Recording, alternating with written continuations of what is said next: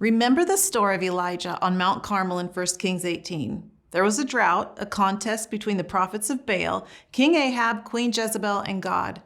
After their defeat, Elijah took off running because he was afraid of Jezebel.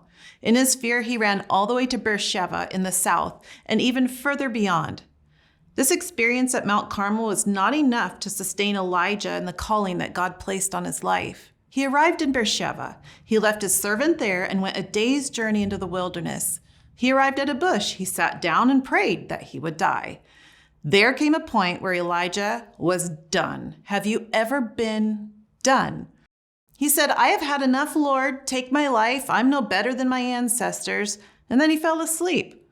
So what happened next? An angel woke him up and told him to eat. There by his head was bread and a jar of water. And he ate and drank and went back to sleep. Elijah was weary and worn. He was physically worn, emotionally worn, spiritually worn. He was worn in every way. And in his weariness, God met and ministered to Elijah. The first thing God took care of was his physical need. Get up and eat. And then Elijah rested. Then he woke and ate again. God kept him. This came with the understanding that the journey was difficult and he was strengthened. And only at the point of his strength, when he was rested and fed, did Elijah continue his journey. God took care of his physical needs so he could minister to his spiritual needs. He traveled 40 days and 40 nights until he reached Horeb, the mountain of God. He went in a cave and he slept. And God asked, "What are you doing here?" And Elijah replied with all the problems with God's people. And hey, God, do you know that people want to kill me? And God told him to go out and stand on the mountain in the presence of the Lord, for the Lord is about to pass by.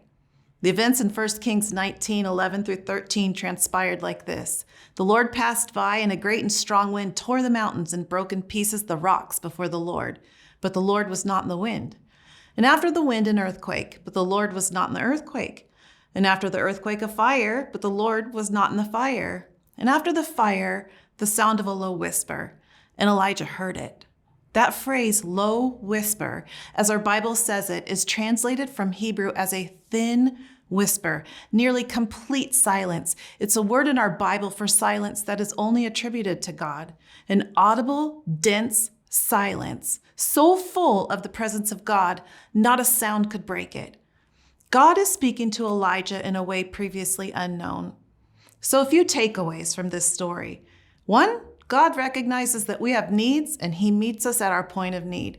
He met Elijah's physical need so he could minister to his spiritual need. Second, often God meets us in the quiet places of our lives, not always in the mountaintop experiences or magnificent events like the fire, the quake, or the wind that first overcame Elijah. In the silence of our life, in the time spent in stillness before the Lord, we are overcome with his presence. It is where we find relationship and where God ministers to our needs. In stillness, in silence, God is present, God is close, and God is near.